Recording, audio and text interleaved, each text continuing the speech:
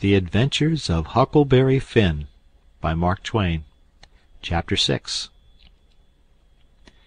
Well, pretty soon the old man was up and around again, and then he went for Judge Thatcher in the courts to make him give up that money, and he went for me too for not stopping school. He catched me a couple of times and thrashed me, but I went to school just the same, and dodged him or outrun him most of the time. I didn't want to go to school much before, but I reckoned I'd go now to spite pap. That law trial was a slow business. Appeared like they warn't ever going to get started on it, so every now and then I'd borrow $2 or $3 off of the judge for him to keep from getting a cowhiding. Every time he got money he got drunk, and every time he got drunk he raised Cain around town, and every time he raised Cain he got jailed. He was just suited. This kind of thing was right in his line. He got to hanging round the widows too much, and so she told him at last that if he didn't quit using around there she would make trouble for him. Well, wasn't he mad? He said he would show who was Huck Finn's boss.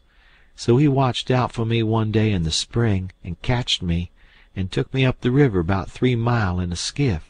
Crossed over to Illinois shore where it was woody, and there warn't no houses, but an old log hut in a place where the timber was so thick you couldn't find it if you didn't know where it was. He kept me with him all the time, and I never got a chance to run off. He lived in that old cabin, and he always locked the door and put the key under his head nights. He had a gun which he had stole, I reckon, and we fished and hunted, and that was what we lived on. Every little while he locked me in and went down to the store, 3 miles, to the ferry, and traded fish and game for whiskey, and fetched it home and got drunk and had a good time, and licked me. The widow she found out where I was by and by, and she sent a man over to try to get hold of me, but pap drove him off with a gun, and it warn't long after that till I was used to being where I was, and liked it, all but the cowhide part. It was kind of lazy and jolly, laying off comfortable all day, smoking and fishing, and no books nor study. 2 months or more run along, and my clothes got to be all rags and dirt, and I didn't see how I'd ever got to like it so well at the widow's, where you had to wash and eat on a plate, and comb up, and go to bed and get up regular, and be forever bothering over a book, and have old Miss Watson pecking at you all the time. I didn't want to go back no more. I had stopped cussin' because the widow didn't like it, but now I took to it again because pap hadn't no objections. It was pretty good times up in the woods there, take it all around. But by and by pap got too handy with his hickory, and I couldn't stand it. I was all over welts. He got to going away so much too, and locking me in. Once he locked me in and was gone 3 days. It was dreadful lonesome. I judged he had got drownded, and I wasn't ever going to get out any more. I was scared. I made up my mind I would fix up some way to leave there. I had tried to get out of that cabin many a time, but I couldn't find no way. There warn't a window to it big enough for a dog to get through. I couldn't get up the chimbley. It was too narrow. The door was thick, solid oak slabs. Pap was pretty careful not to leave a knife or anything in the cabin when he was away. I reckon I'd hunted the place over as much as 100 times. Well, I was most all the time at it, because it was about the only thing to put in the time. But this time I found something at last. I found an old rusty wood saw without any handle. It was laid in between a rafter and the clapboards of the roof. I greased it up and went to work. There was an old horse blanket nailed against the logs at the far end of the cabin, behind the table, to keep the wind from blowing through the chinks and putting the candle out. I got under the table and raised the blanket, and went to work to saw a section of the big bottom log out, big enough to let me through. Well, it was a good long job, but I was getting towards the end of it when I heard pap's gun in the woods. I got rid of the signs of my work, and dropped the blanket and hid my saw, and pretty soon Pap come in. Pap warn't in a good humor, so he was his natural self. He said he was downtown, and everything was going wrong. His lawyer said he reckoned he would win his lawsuit and get the money if they ever got started up on the trial, but then there was ways to put it off a long time, and Judge Thatcher knowed how to do it. And he said people allowed there'd be another trial to get me away from him and give me to the widow for my guardian, and they guessed it would win this time. This shook me up considerable, because I didn't want to go back to the widow's any more and be so cramped up and civilized, as they called it.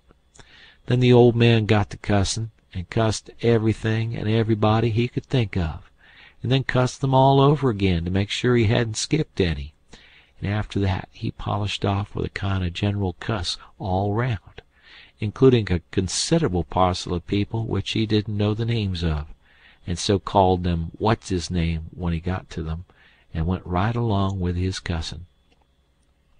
He said he would like to see the widow get me.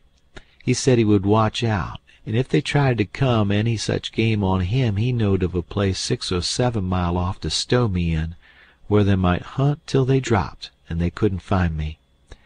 That made me pretty uneasy again, but only for a minute. I reckoned I wouldn't stay on hand till he got that chance. The old man made me go to the skiff and fetch the things he had got. There was a 50-pound sack of cornmeal, and a side of bacon, ammunition, and a 4-gallon jug of whiskey, and an old book and 2 newspapers for wadding, besides some towel. I towed it up a load, and went back and set down in the bow of the skiff to rest.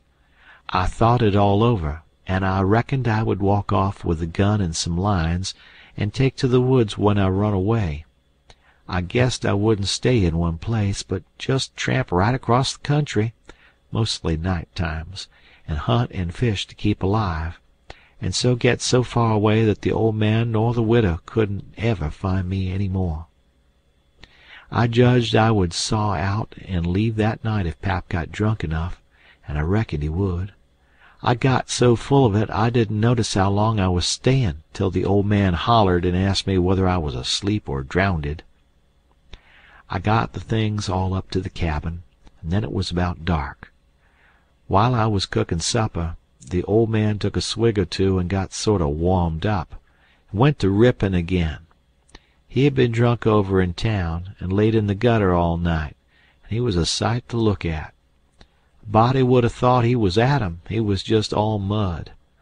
Whenever his liquor begun to work, he most always went for the government, and this time he says, "Call this a government?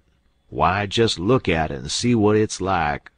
Here's the law a-standing ready to take a man's son away from him, a man's own son, which he has had all the trouble and all the anxiety and all the expense of raising. Yes, just as that man has got that son raised at last, and ready to go to work and begin to do something for him and give him a rest, the law up and goes for him. And they call that government. That ain't all, nuther. The law backs that old Judge Thatcher up, and helps him to keep me out of my property. Here's what the law does.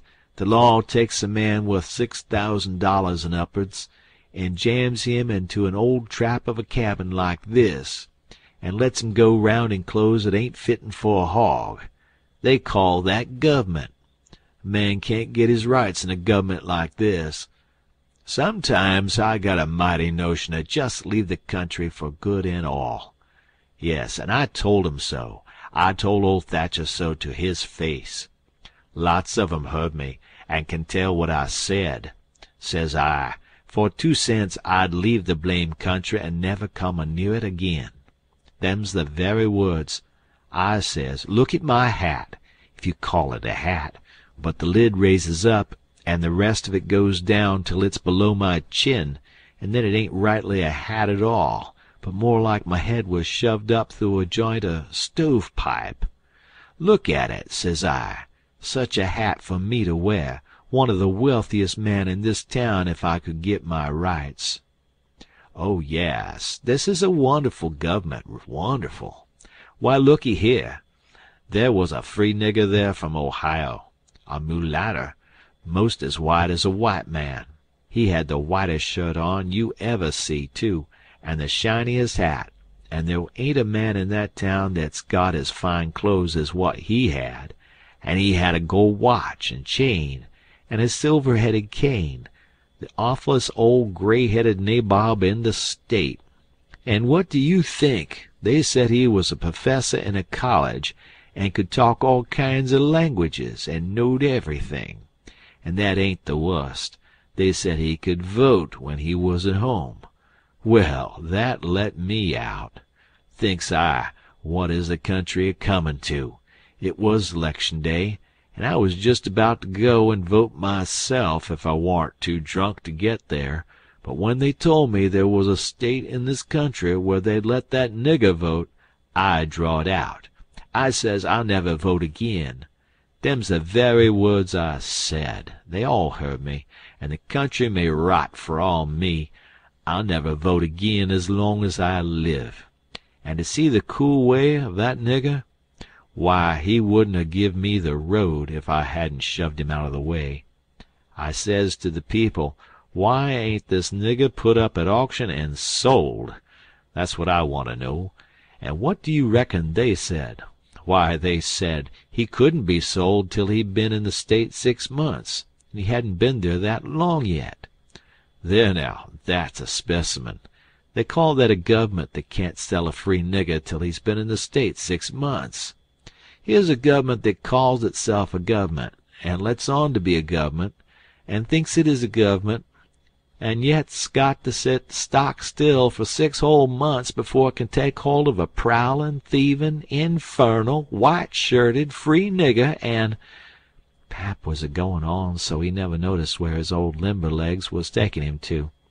So he went head over heels over the tub of salt pork and barked both shins, and the rest of his speech was all the hottest kind of language.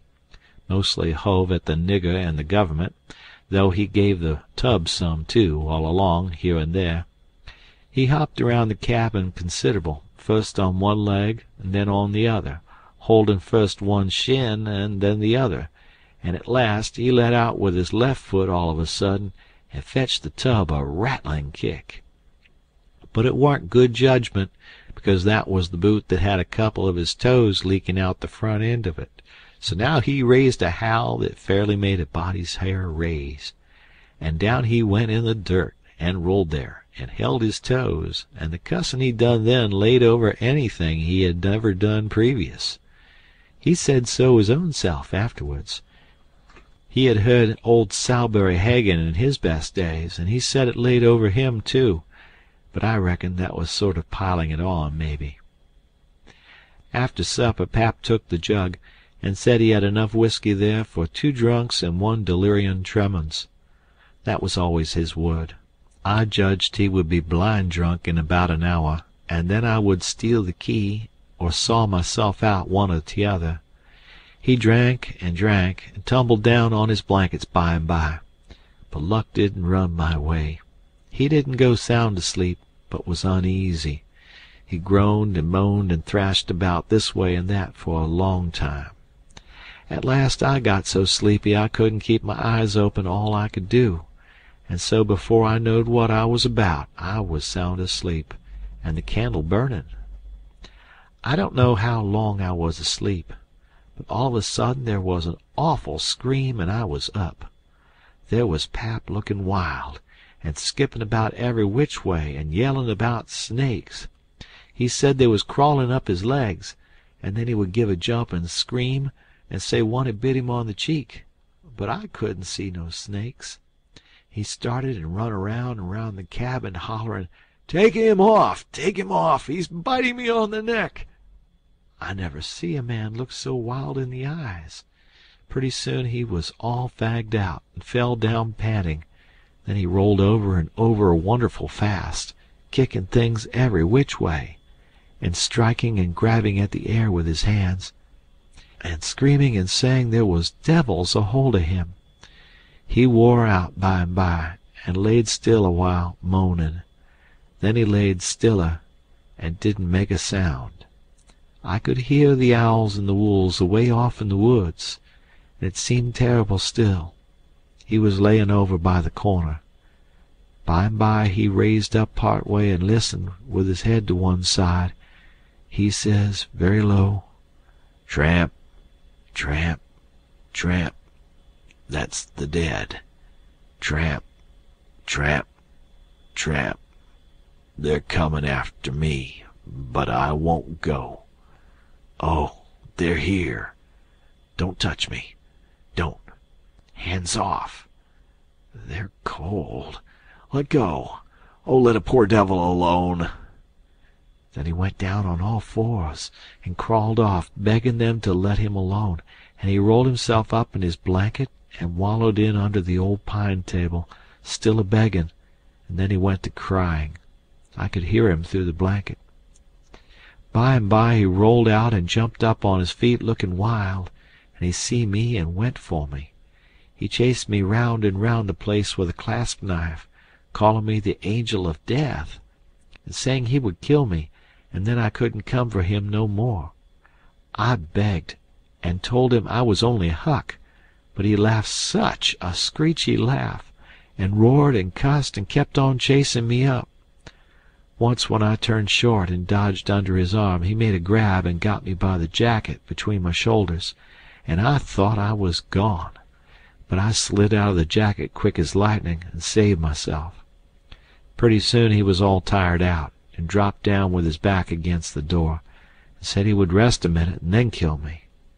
He put his knife under him, and said he would sleep and get strong, and then he would see who was who. So he dozed off pretty soon. By and by I got the old split-bottom chair, and clumb up as easy as I could, not to make any noise, and got down the gun. I slipped the ramrod down it to make sure it was loaded. Then I laid it across the turnip barrel, pointing towards Pap, and sat down behind it to wait for him to stir. And how slow and still the time did drag along. End of chapter. The Adventures of Huckleberry Finn by Mark Twain. Chapter 7. "Get up! What you about?" I opened my eyes and looked around, trying to make out where I was. It was after sun-up, and I had been sound asleep. Pap was standing over me looking sour and sick, too. He says, "What you doing with his gun?" I judged he didn't know nothing about what he had been doing, so I says, "Somebody tried to get in, so I was layin' for him." "Why didn't you roust me out?" "Well, I tried to, but I couldn't. I couldn't budge you." "Well, all right. Don't stand there palaverin' all day, but out with you and see if there's a fish on the lines for breakfast. I'll be along in a minute." He unlocked the door, and I cleared out up the river bank. I noticed some pieces of limbs and such things floating down, and a sprinkling of bark, so I knowed the river had begun to rise. I reckoned I would have great times now if I was over at the town. The June rise used to be always luck for me, because as soon as that rise begins, here comes cordwood floating down, and pieces of log rafts, sometimes a dozen logs together. So all you have to do is to catch them and sell them to the wood yards and the sawmill. I went along up the bank with one eye out for Pap, and the other one out for what the rise might fetch along. Well, all at once here comes a canoe. Just a beauty, too, about 13 or 14 foot long, riding high like a duck. I shot head first off of the bank like a frog, clothes and all on, and struck out for the canoe. I just expected there'd be somebody layin' down in it, because people often done that to fool folks, and when a chap had pulled a skiff out most to it, they'd raise up and laugh at him. But it warn't so this time. It was a drift canoe, sure enough, and I clumb in and paddled her ashore. Thinks I, the old man will be glad when he sees this. She's worth $10. But when I got to shore, Pap wasn't in sight yet, and as I was running her into a little creek like a gully, all hung over with vines and willows, I struck another idea.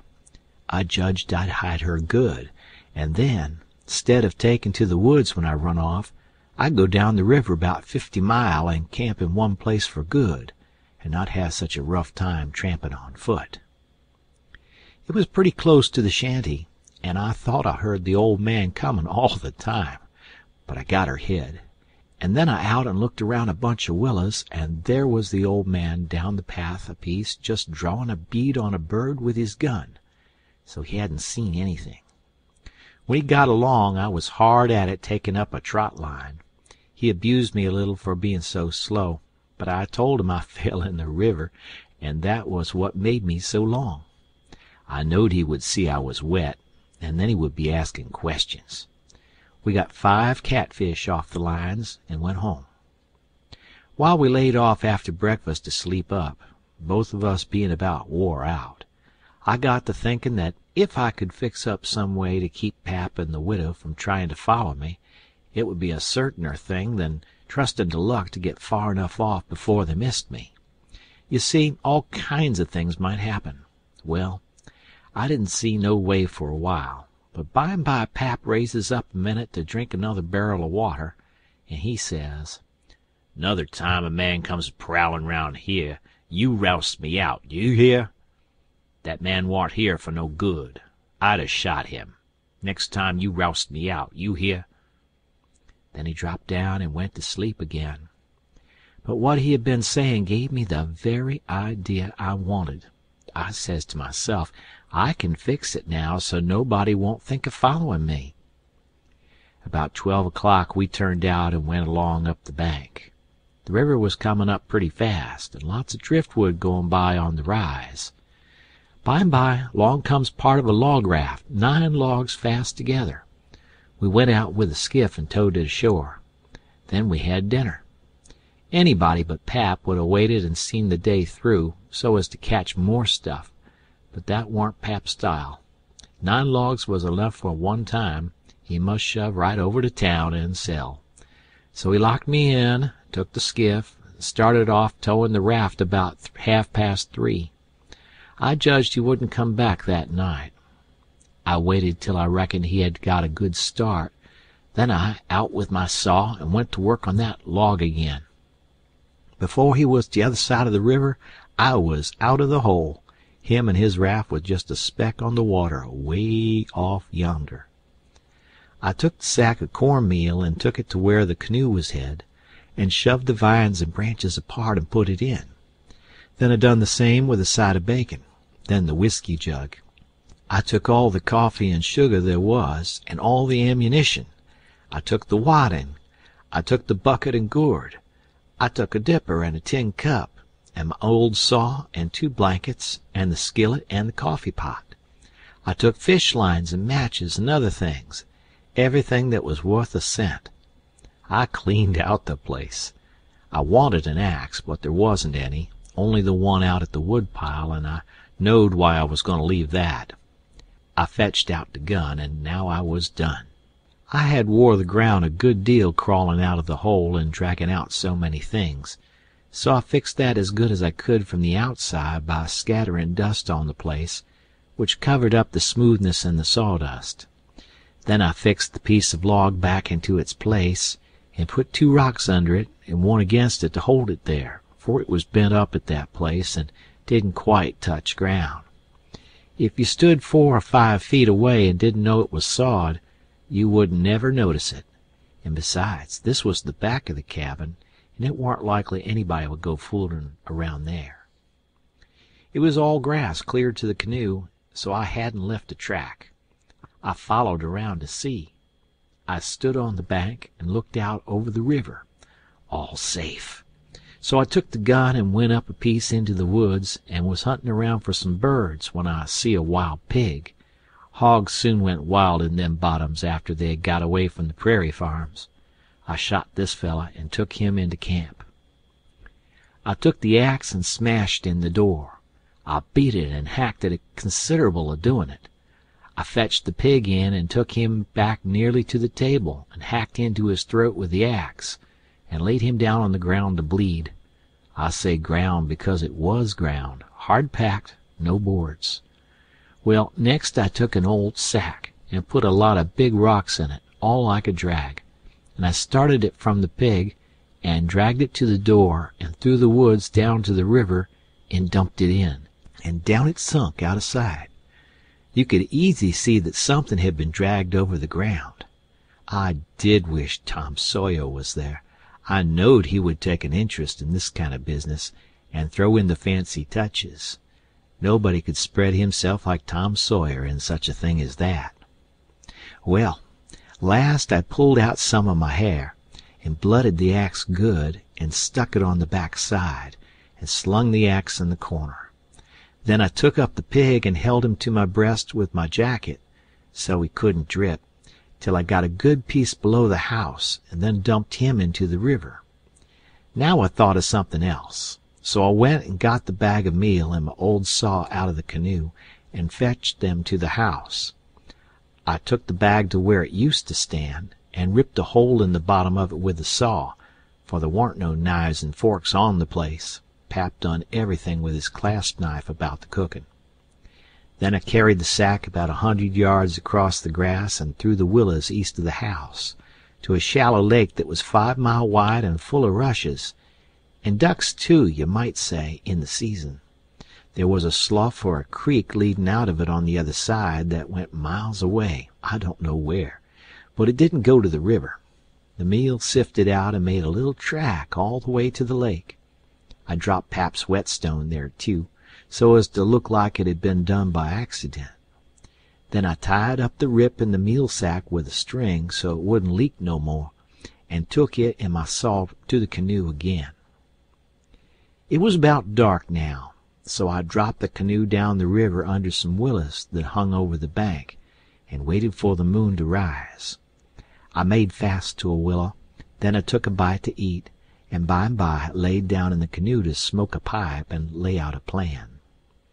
I says to myself, they'll follow the track of that sackful of rocks to the shore, and then drag the river for me. And they'll follow that meal track to the lake, and go browsing down the creek that leads out of it to find the robbers that killed me and took the things. They won't ever hunt the river for anything but my dead carcass. They'll soon get tired of that, and won't bother no more about me. All right, I can stop anywhere I want to. Jackson's Island is good enough for me. I know that island pretty well, and nobody ever comes there. And then I can paddle over to town nights and slink around and pick up things I want. Jackson Island's the place. I was pretty tired, and the first thing I knowed I was asleep. When I woke up, I didn't know where I was for a minute. I sat up and looked around a little scared. Then I remembered. The river looked miles and miles across.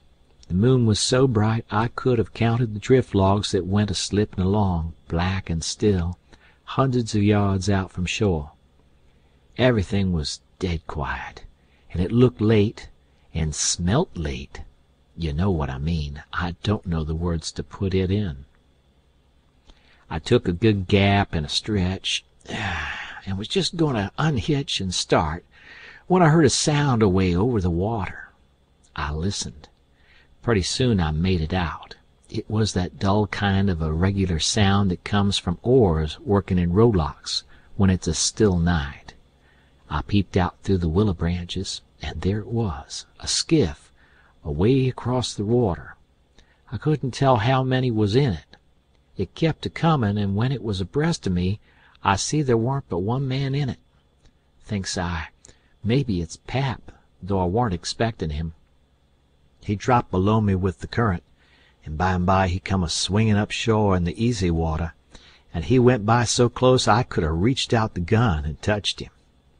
Well, it was Pap, sure enough, and sober too by the way he laid his oars. I didn't lose no time. The next minute I was a-spinning downstream, soft but quick, in the shade of the bank. I made 2 miles and a half, and then struck out 1/4 mile or more towards the middle of the river, because pretty soon I would be passing the ferry landing, and people might see me and hail me. I got out amongst the driftwood, and then laid down in the bottom of the canoe and let her float. I laid there, and had a good rest and a smoke out of my pipe, looking away into the sky, not a cloud in it. The sky looks ever so deep when you lay down on your back in the moonshine. I never knowed it before.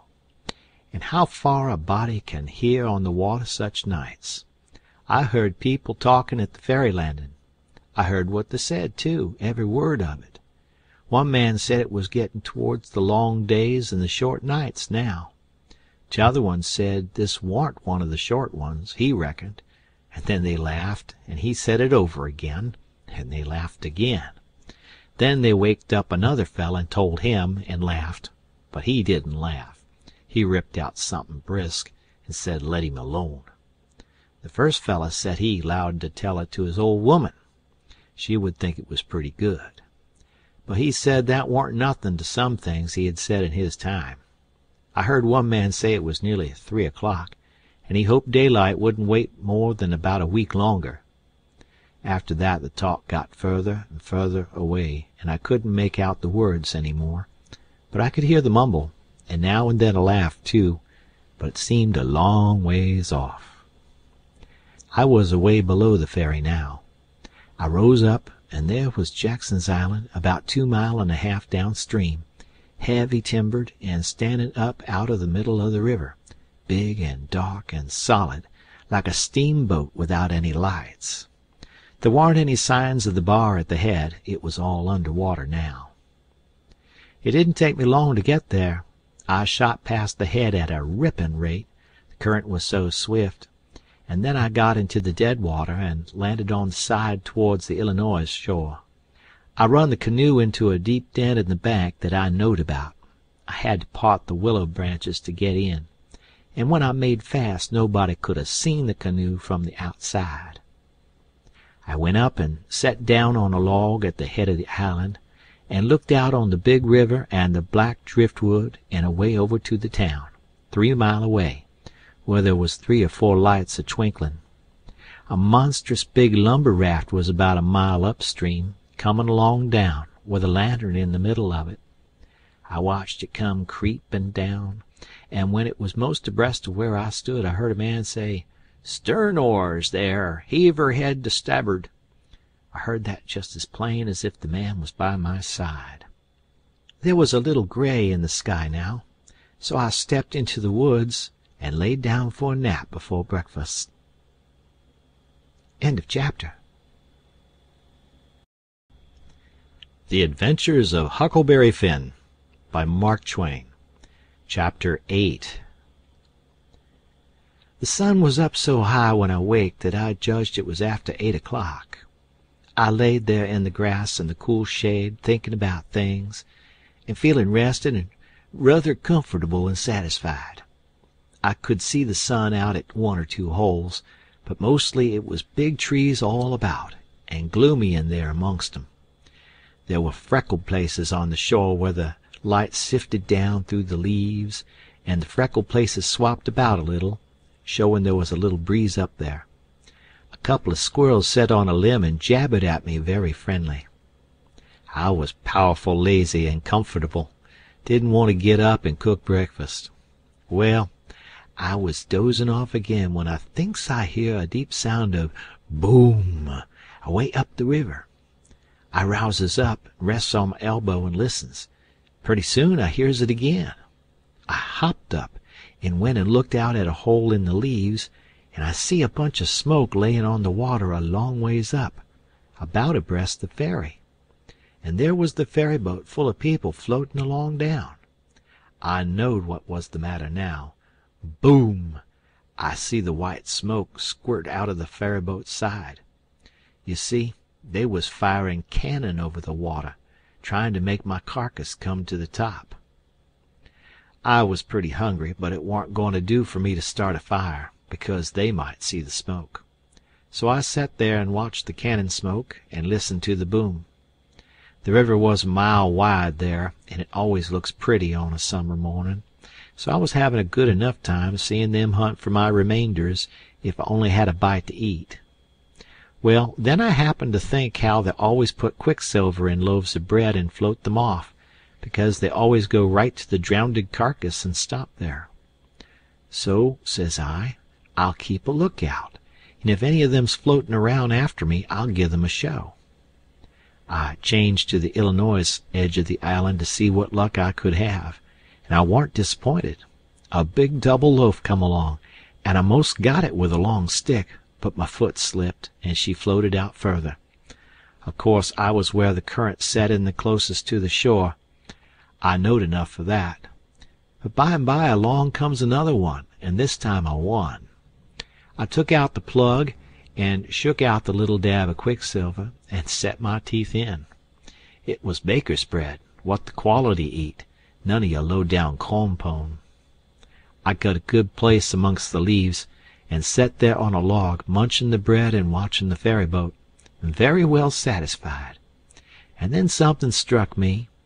I says, now I reckon the widow or the parson or somebody prayed that this bread would find me, and here it is gone and done it. So there ain't no doubt but there is something in that thing. That is, there's something in it when a body like the widow or the parson prays, but it don't work for me, and I reckon it don't work for only just the right kind. I lit a pipe and had a good long smoke, and went on watching. The ferry boat was floating with the current, and I allowed I'd have a chance to see who was aboard when she came along, because she would come in close, where the bread did. When she got pretty well along down towards me, I put out my pipe and went to where I fished out the bread, and laid down behind a log on the bank in a little open place. Where the log forked, I could peep through. By and by she come along, and she drifted in so close that they could have run out a plank and walked ashore. Most everybody was on the boat. Pap and Judge Thatcher and Bessie Thatcher and Joe Harper and Tom Sawyer and his old Aunt Polly and Sid and Mary and plenty more. Everybody was talking about the murder, but the captain broke in and says, "Look sharp now. The current sets in the closest here, and maybe he's washed ashore and got tangled amongst the brush at the water's edge. I hope so, anyway." I didn't hope so. They all crowded up and leaned over the rails, nearly in my face, and kept still, watching with all their might. I could see them first rate, but they couldn't see me. Then the captain sung out, "Stand away!" and the cannon left off such a blast right before me that it made me deaf with the noise and pretty near blind with the smoke, and I judged I was gone. If they'd had some bullets in, I reckon they'd have got the corpse they was after. Well, I see I warn't hurt, thanks to goodness. The boat floated on and went out of sight around the shoulder of the island. I could hear the booming now and then, further and further off, and by, after an hour, I didn't hear it no more. The island was 3 mile long. I judged they had got to the foot and was giving it up. But they didn't yet a while. They turned around the foot of the island and started up the channel on the Missouri side, under steam, and booming once in a while as they went. I crossed over to that side and watched them. When they got abreast the head of the island, they quit shooting and dropped over to the Missouri shore and went home to the town. I knowed I was all right now. Nobody else would come a-hunting after me. I got my traps out of the canoe and made me a nice camp in the thick woods. I made a kind of a tent out of my blankets to put my things under so the rain couldn't get at 'em. I catched a catfish and haggled him open with my saw, and towards sundown I started my campfire and had supper. Then I set out a line to catch some fish for breakfast. When it was dark, I sat by my campfire smoking, and feeling pretty well satisfied. But by and by it got sort of lonesome, and so I went and sat on the bank and listened to the current swashing along, and counted the stars and drift logs and rafts that come down, and then went to bed. There ain't no better way to put in time when you are lonesome. You can't stay so. You soon get over it. And so for 3 days and nights. No difference, just the same thing. But the next day I went exploring around down through the island. I was boss of it. It all belonged to me, so to say, and I wanted to know all about it. But mainly I wanted to put in the time. I found plenty strawberries, ripe and prime, and green summer grapes, and green raspberries, and the green blackberries was just beginning to show. They would all come handy by and by, I judged.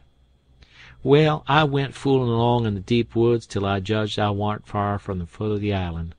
I had my gun along, but I hadn't shot nothing. It was for protection. I thought I would kill some game nigh home. About this time I mighty near stepped on a good-sized snake, and it went sliding off through the grass and flowers, and I after it, trying to get a shot at it. I clipped along, and all of a sudden I bounded right onto the ashes of a campfire that was still smoking. My heart jumped up amongst my lungs. I never waited for to look further, but uncocked my gun and went sneaking back on my tiptoes as fast as ever I could. Every now and then I stopped a second amongst the thick leaves and listened, but my breath come so hard I couldn't hear nothing else. I slunk along another piece further, then listened again, and so on and so on. If I see a stump, I took it for a man. If I trod on a stick and broke it, it made me feel like a person had cut one of my breaths in two, and I only got half, and the short half, too. When I got to camp, I warn't feeling very brash. There warn't much sand in my craw, but I says, this ain't no time to be fooling around. So I got all my traps into my canoe again, so as to have them out of sight, and I put out the fire, and scattered the ashes around to look like an old last year's camp, and then clumb a tree. I reckon I was up in the tree 2 hours, but I didn't see nothing. I didn't hear nothing. I only thought I heard and seen as much as 1,000 things. Well, I couldn't stay up there forever, so at last I got down, but I kept in the thick woods and on the lookout all the time. All I could get to eat was berries and what was left over from breakfast. By the time it was night I was pretty hungry, so when it was good and dark I slid out from shore before moonrise and paddled over to the Illinois bank, about 1/4 mile. I went out in the woods and cooked a supper, and had about made up my mind I would stay there all night, when I hear a plunkety-plunk, plunkety-plunk, and says to myself, horses coming, and next I hear people's voices. I got everything into my canoe as quick as I could, and then went creeping through the woods to see what I could find out. I hadn't got far when I hear a man say, "We better camp here if we can find a good place. The horses is about beat out. Let's look around." I didn't wait, but shoved out and paddled away easy. I tied up in the old place, and reckoned I would sleep in the canoe. I didn't sleep much. I couldn't, somehow, for thinking. And every time I waked up I thought somebody had me by the neck. So the sleep didn't do me no good. By and by I says to myself, I can't live this way. I'm a-going to find out who it is that's here on the island with me. I'll find it out or bust. Well, I felt better right off. So I took my paddle and slid out from shore just a step or two, and then let the canoe drop along down amongst the shadows. The moon was shining, and outside of the shadows it made it most as light as day. I poked along well on to an hour, everything still as rocks and sound as sleep. Well, by this time I was most down to the foot of the island. A little ripply, cool breeze begun to blow, and that was as good as saying the night was about done. I give her a turn with the paddle and brung her nose to shore, then I got my gun and slipped out and into the edge of the woods. I sat down there on a log and looked out through the leaves. I see the moon go off watch, and the darkness begin to blanket the river. But in a little while I see a pale streak over the tree-tops and knowed the day was coming. So I took my gun and slipped off towards where I had run across that campfire, stopping every minute or two to listen. But I hadn't no luck somehow. I couldn't seem to find the place. But by and by, sure enough, I catched a glimpse of fire away through the trees. I went for it, cautious and slow. By and by I was close enough to have a look, and there laid a man on the ground. It most give me the fantods. He had a blanket round his head, and his head was nearly in the fire. I sat there behind a clump of bushes in about 6 foot of him, and kept my eyes on him steady. It was getting gray daylight now. Pretty soon he gapped and stretched himself, and hove off the blanket, and it was Miss Watson's Jim. I bet I was glad to see him. I says, "Hello, Jim," and skipped out. He bounced up and stared at me wild. Then he drops down on his knees and puts his hands together and says, "Don't hurt me, don't. I ain't never done no harm to a ghost. I always liked dead people, and done all I could for 'em. You go and get in the river again, where you belongs, and don't do nothing to old Jim, atter's always your friend." Well, I warn't long making him understand I warn't dead. I was ever so glad to see Jim. I warn't lonesome now. I told him I warn't afraid of him telling the people where I was. I talked along, but he only sat there and looked at me, never said nothing. Then I says, "It's good daylight. Let's get breakfast. Make up your campfire good." "What's the use of making up the campfire to cook strawberries and such truck? But you got a gun, hain't you? Then we can get something better than strawberries." "Strawberries and such truck," I says. "Is that what you live on?" "I couldn't get nothing else," he says. "Why, how long you been on the island, Jim?" "I come here the night after you's killed." "What, all that time?" "Yes, indeedy." "And ain't you had nothing but that kind of rubbish to eat?" "No, sir, nothing else." "Well, you must be most starved, ain't you?" "I reckon I could eat a hoss. I think I could. How long you been on the island?" "Since the night I got killed." "No. Why, what has you lived on? But you got a gun. Oh, yeah, you got a gun. That's good. Now you kill something and I'll make up the fire."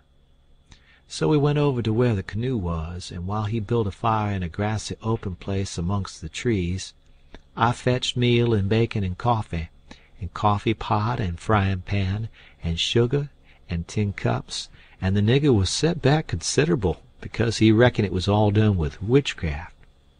I catched a good big catfish, too, and Jim cleaned him with his knife and fried him. When breakfast was ready, we lolled on the grass and eat it smoking hot. Jim laid it in with all his might, for he was most about starved. Then when we got pretty well stuffed, we laid off and lazied. By and by Jim says, "But looky here, Huck, who was it that was killed in that shanty if it warn't you?" Then I told him the whole thing, and he said it was smart. He said Tom Sawyer couldn't get up no better plan than what I had. Then I says, "How do you come to be here, Jim? How'd you get here?" He looked pretty uneasy, didn't say nothing for a minute. Then he says, "Maybe I better not tell." "Why, Jim?" "Well, there's reasons. But you wouldn't tell on me if I was to tell you, would you, Huck?" "Blamed if I would, Jim." "Well, I believe you, Huck. I run off." "Jim!" "But mind, you said you wouldn't tell. You know you said you wouldn't tell, Huck." "Well, I did. I said I wouldn't, and I'll stick to it. Honest Injun, I will. People would call me a low-down abolitionist and despise me for keeping mum, but that don't make no difference. I ain't a-goin' to tell, and I ain't a-goin' back there anyways. So now, let's know all about it." "Well, you see, it is this way. Old missus, that's Miss Watson, she pecks on me all the time, and treats me pooty rough, but she always said she wouldn't sell me down to Orleans. But I noticed there was a nigger trader round the place considerable lately, and I begin to get uneasy. Well, one night I creeps to the pooty late, and the door wa'n't quite shut, and I hear old missus tell the widder she gwine sell me down to Orleans, but she didn't want to, but she could get $800 for me, and it is such a big stack of money she couldn't resist. The widow she tried to get her to say she wouldn't do it, but I never waited to hear the rest. I lit out mighty quick, I tell you. I took out and shinned down the hill, and 'spect to steal a skiff along the shore somewheres above the town. But there was people a-stirrin' yet, so I hid in the old tumble-down cooper shop on the bank to wait for everybody to go away. Well, I was there all night. There was somebody round all the time. 'Long about 6 in the mornin' skiffs begin to go by, and 'bout 8 or 9 every skiff that went long was talkin' 'bout how your pap come over to the town to say you's killed. These last skiffs was full of ladies and gentlemen a-goin' over for to see the place. Sometimes they pull up at the shore and take a rest before they started across. So by the talk I got to know all 'bout the killin'. I was powerful sorry you's killed, Huck, but I ain't no more now. I laid there under the shavin's all day. I was hungry, but I warn't afeard, 'cause I knowed old missus and the widow was goin' to start to the camp meetin' right after breakfast and be gone all day, and they knows I goes off with the cattle about daylight, so they wouldn't 'spect to see me round the place, and so they wouldn't miss me till after dark in the evenin'. The other servants wouldn't miss me, 'cause they'd shin out and take holiday soon as the old folks was out of the way. Well, when it come dark, I took out up the river road, and went 'bout 2 mile or more to where there wa'n't no houses. I made up my mind about what I was gwine to do. You see, if I kep' on tryin' to get away afoot, the dogs 'd track me. If I stole a skiff to cross over, they'd miss that skiff, you see, and they'd know 'bout where I land on the other side, and where to pick up my track. So I says, a raft is what I's after. It don't make no track. I see a light a-comin' round the point by and by, and I wade in and shove a log ahead of me and swum more'n half-way across the river, and got in 'mongst the driftwood, and kep' my head down low, and kind swum agin the current till the raft come along. Then I swum to the stern of it and took a holt. It clouded up and was putty dark for a little while, so I clumb up and laid down on the planks. The men is all way yonder in the middle where the lantern was. The river was a-risin', and they was a good current, and I reckoned that by 4 in the mornin' I'd be 25 mile down the river, and then I'd slip in just 'fore daylight and swim ashore, and take to the woods on the Illinois side. But I didn't have no luck. When we was most down to the head of the island, a man begins to come aft with the lantern, and I see it wa'n't no use for to wait, so I slid overboard and struck out for the island. Well, I had a notion I could land most anywheres, but I couldn't, bank too bluff, and I was most to the foot of the island before I found a good place. I went into the woods, and judged I wouldn't fool with rafts no more, long as they moved the lantern round so. I had my pipe and a plug of dog-leg, and some matches in my cap, and they warn't wet, so I was all right. "And so you ain't had no meat nor bread to eat all this time? Why didn't you get mud turkles?" "How you gwine to get 'em? You can't slip up on 'em and grab 'em. And how's a body goin' to get 'em with a rock? How could a body do it in the night? And I warn't gwine to show myself on the bank in the daytime." "Well, that's so. You've had to keep in the woods all the time, of course. Did you hear 'em shooting the cannon?" "Oh, yes. I knowed they was after you. I see 'em go by here. Watched 'em through the bushes." "Some young birds come along, flying a yard or 2 at a time and lighting. Jim said it was a sign it was going to rain. He said it was a sign when young chickens flew that way, and so he reckoned it was the same way when young birds done it. I was going to catch some of them, but Jim wouldn't let me. He said it was death.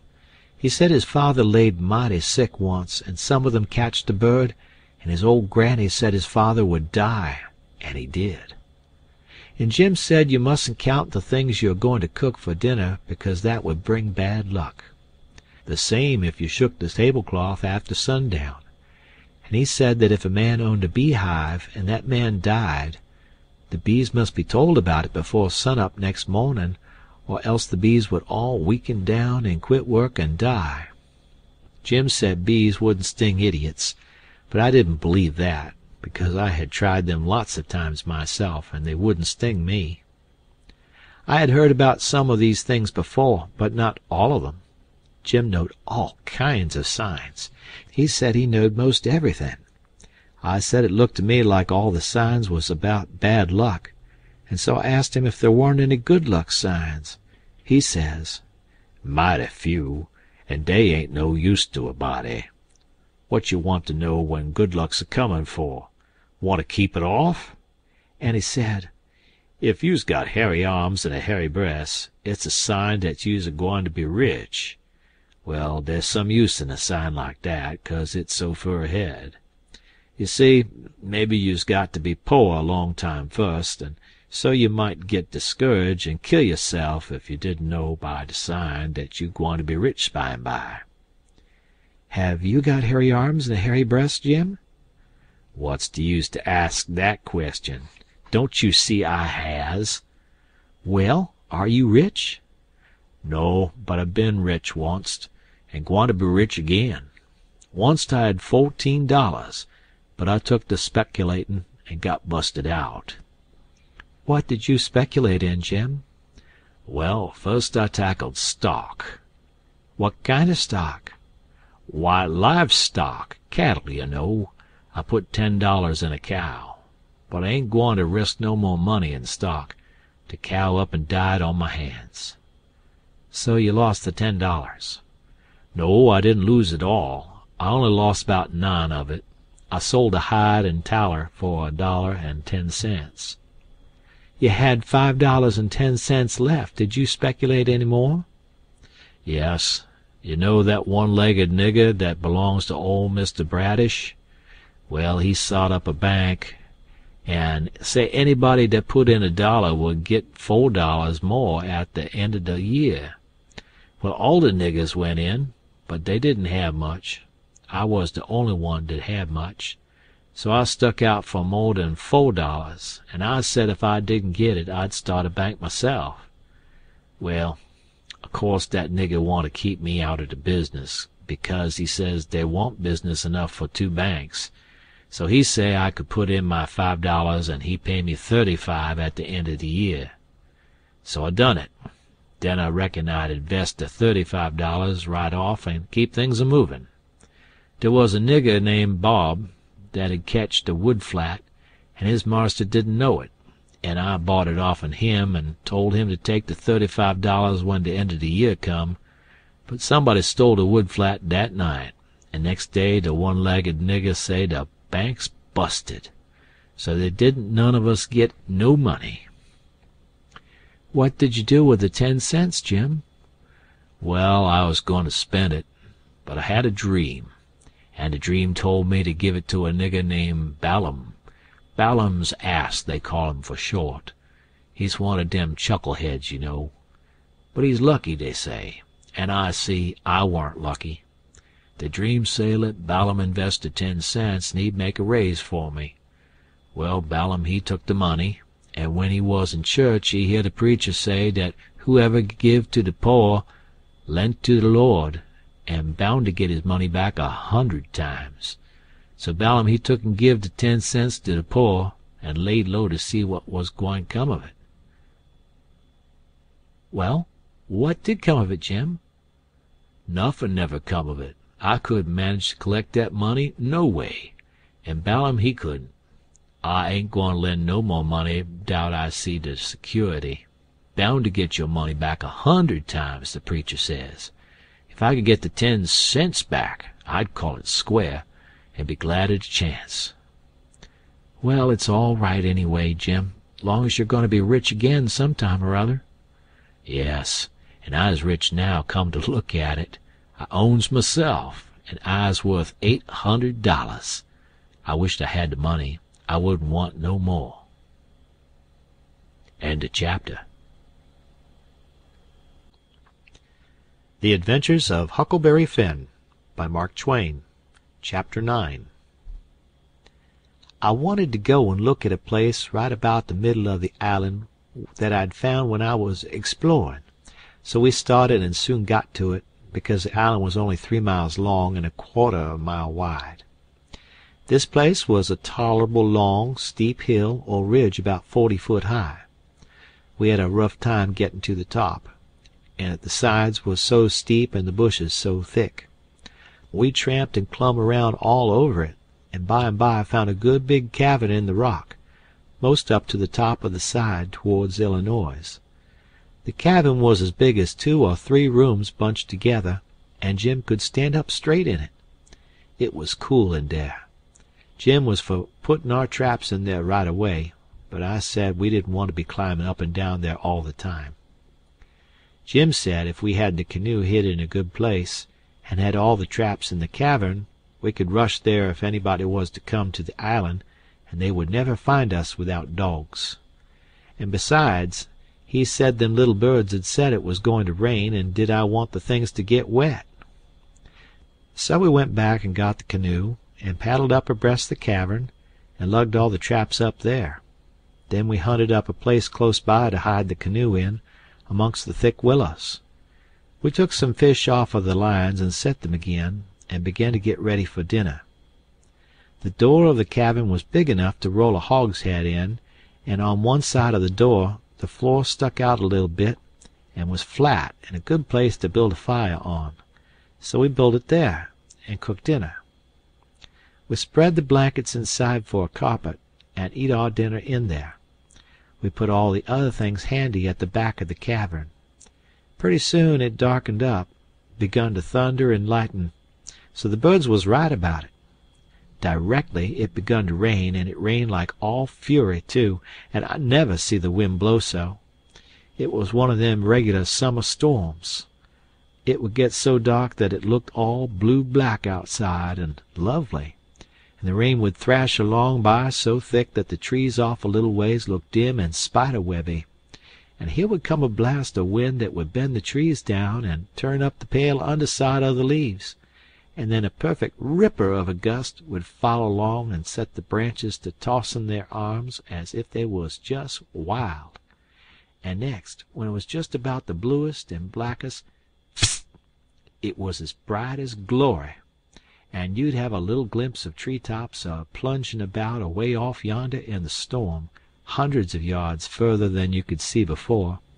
Dark as sin again in a second, and now you'd hear the thunder let go with an awful crash, and then go rumbling, grumbling, tumbling down the sky towards the underside of the world, like rolling empty barrels downstairs, where it's long stairs and they bounce a good deal, you know. "Jim, this is nice," I says. "I wouldn't want to be nowhere else but here. Pass me along another hunk of fish and some hot cornbread." "Well, you wouldn't have been here if it hadn't have been for Jim. You'd have been down there in the woods without any dinner, and getting most drownded, too. Dat you would, honey. Chickens know when it's gwine to rain, and so do the birds, child." The river went on raisin' and raisin' for 10 or 12 days, till at last it was over the banks. The water was 3 or 4 feet deep on the island in the low places and on the Illinois bottom. On that side it was a good many miles wide, but on the Missouri side it was the same old distance across, a half a mile, because the Missouri shore was just a wall of high bluffs. Daytimes we paddled all over the island in the canoe. It was mighty cool and shady in the deep woods, even if the sun was blazing outside. We went winding in and out amongst the trees, and sometimes the vines hung so thick we had to back away and go some other way. Well, on every old broken-down tree you could see rabbits and snakes and such things, and when the island had been overflowed a day or two they got so tame, on account of being hungry, that you could paddle right up and put your hand on 'em if you wanted to, but not the snakes and turtles. They would slide off in the water. The ridge our cabin was in was full of them. We could have had pets enough if we'd wanted 'em. One night we catched a little section of a lumber raft, nice pine planks. It was 12 foot wide and about 15 or 16 foot long, and the top stood above water 6 or 7 inches, a solid level floor. We could see saw logs go by in the daylight sometimes, but we let them go. We didn't show ourselves in daylight. Another night, when we was up at the head of the island, just before daylight, here comes a frame house down on the west side. She was a 2-story, and tilted over considerable. We paddled out and got aboard, plumb in at an upstairs window, but it was too dark to see yet, so we made the canoe fast and set in her to wait for daylight. The light begun to come before we got to the foot of the island. Then we looked in at the window.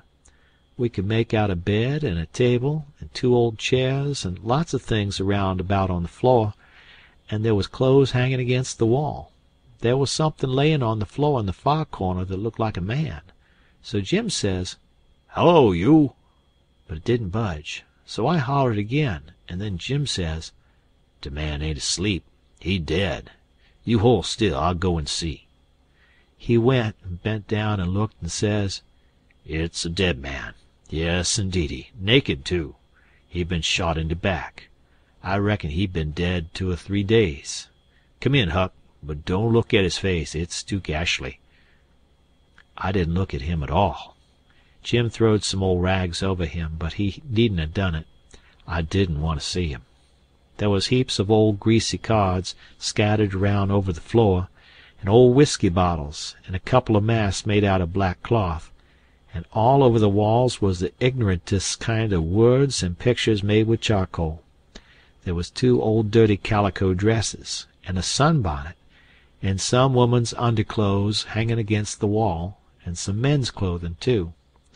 We put the lot into the canoe. It might come good. There was a boy's old speckled straw hat on the floor. I took that, too. And there was a bottle that had milk in it, and it had a rag stopper for a baby to suck. We could have took the bottle, but it was broke. There was a seedy old chest and an old hair trunk where the hinges broke. They stood open, but there warn't nothing left in them that was any account. The way things was scattered about, we reckoned the people left in a hurry, and warn't fixed so as to carry off most of their stuff. We got an old tin lantern, and a butcher knife without any handle, and a brand-new Barlow knife worth 2 bits in any store, and a lot of tallow candles, and a tin candlestick, and a gourd, and a tin cup, and a ratty old bedquilt off the bed, and a reticule with needles and pins and beeswax and buttons and thread and all such truck in it, and a hatchet and some nails, and a fish line as thick as my little finger with some monstrous hooks on it, and a roll of buckskin, and a leather dog collar, and a horseshoe, and some vials of medicine that didn't have no label on 'em. And just as we was leaving, I found a tolerable good currycomb, and Jim he found a ratty old fiddle bow and a wooden leg. The straps was broke off of it, but barring that, it was good enough leg, though it was too long for me and not long enough for Jim, and we couldn't find the other one, though we hunted all around. And so, take it all around, we made a good haul. When we was ready to shove off, we was a 1/4 mile below the island, and it was pretty broad day, so I made Jim lay down in the canoe and cover up with a quilt, because if he set up, people could tell he was a nigger a good ways off. I paddled over to the Illinois shore, and drifted down most a half a mile doing it.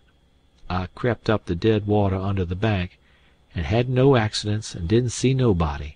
We got home all safe. End of chapter. The Adventures of Huckleberry Finn by Mark Twain, Chapter 10. After breakfast I wanted to talk about the dead man and guess out how he come to be killed, but Jim didn't want to. He said it would fetch bad luck, and besides, he said, he might come and haunt us. He said a man that warn't buried was more likely to go a-haunting around than one that was planted and comfortable. That sounded pretty reasonable, so I didn't say no more, but I couldn't keep from studying over it and wishing I knowed who shot the man and what they'd done it for. We rummaged the clothes we'd got and found $8 in silver sewed up in the lining of an old blanket overcoat. Jim said he reckoned the people in that house stole the coat. because if they'd 'a' knowed the money was there they wouldn't 'a' left it. I said I reckoned they killed him too, but Jim didn't want to talk about that. I says, "Now you think it's bad luck, but what did you say when I fetched in the snakeskin that I found on the top of the ridge day before yesterday? You said it was the worst bad luck in the world to touch a snakeskin with my hands. Well, here's your bad luck. We've raked in all this truck and $8 besides. I wish we could have some bad luck like this every day, Jim." "Never you mind, honey, never you mind. Don't you git too peart. It's a-comin'. Mind, I tell you, it's a-comin'." It did come, too. It was a Tuesday that we had that talk. Well, after dinner Friday we was layin' around in the grass at the upper end of the ridge, and got out a tobacco. I went to the cavern to get some, and found a rattlesnake in there. I killed him, and curled him up on the foot of Jim's blanket, ever so natural, thinking there'd be some fun when Jim found him there. Well, by night I forgot all about the snake, and when Jim flung himself down on the blanket while I struck a light, the snake's mate was there and bit him. He jumped up yellin', and the first thing the light showed was the varmint curled up and ready for another spring. I laid him out in a second with a stick, and Jim grabbed Pap's whiskey jug and began to pour it down. He was barefooted, and the snake bit him right on the heel. That all comes of my being such a fool as to not remember that wherever you leave a dead snake its mate always comes there and curls around it. Jim told me to chop off the snake's head and throw it away, and then skin the body and roast a piece of it. I done it, and he eat it, and said it would help cure him. He made me take off the rattles and tie them around his wrist, too. He said that would help. Then I slid out quiet and throwed the snakes clear away amongst the bushes, for I warn't going to let Jim find out it was all my fault, not if I could help it. Jim sucked and sucked at the jug, and now and then he got out of his head and pitched around and yelled, but every time he come to himself he went to sucking at the jug again. His foot swelled up pretty big, and so did his leg, but by and by the drunk begun to come, and so I judged he was all right, but I'd druther been bit with a snake than Pap's whiskey. Jim was laid up for 4 days and nights. Then the swellin' was all gone and he was around again. I made up my mind I wouldn't ever take a hold of a snakeskin again with my hands, now that I seen what had come of it. Jim said he reckoned I would believe him next time, and he said that handling a snakeskin was such awful bad luck that maybe we hadn't got to the end of it yet.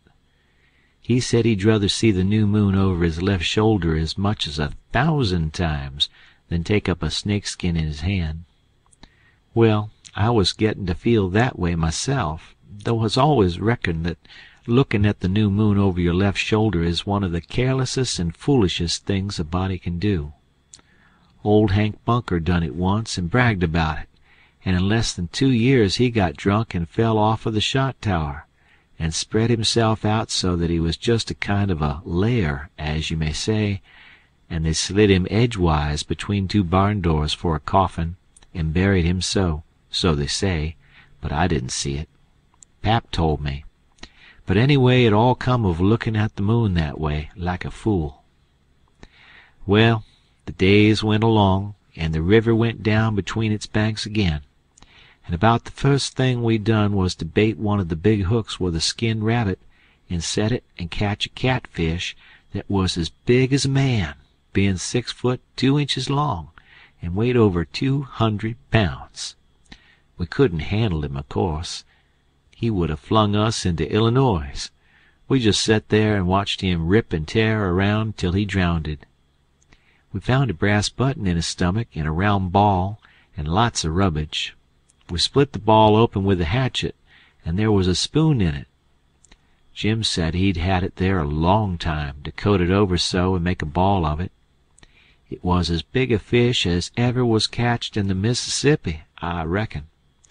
Jim said he hadn't ever seen a bigger one. He would have been worth a good deal over at the village.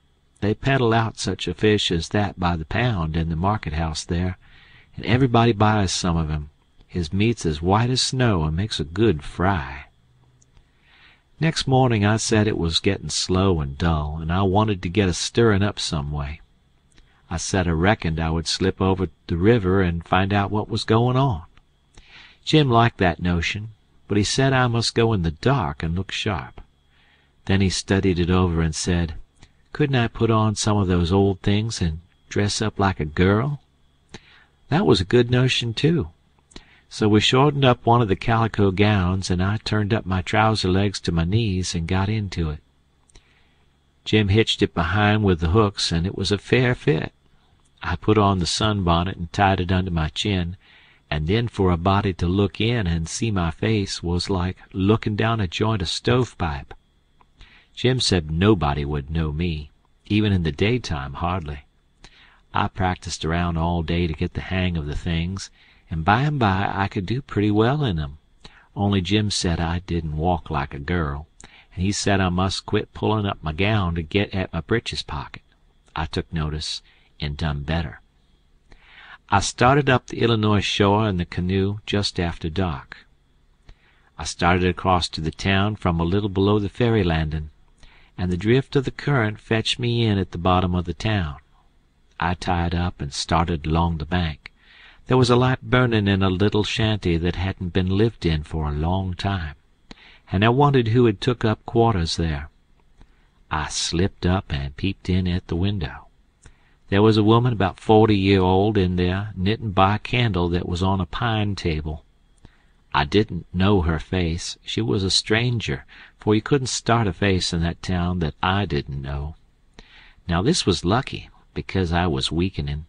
I was getting afraid I had come. People might know my voice and find me out. But if this woman had been in such a little town 2 days, she could tell me all I wanted to know. So I knocked at the door and made up my mind I wouldn't forget I was a girl. End of chapter.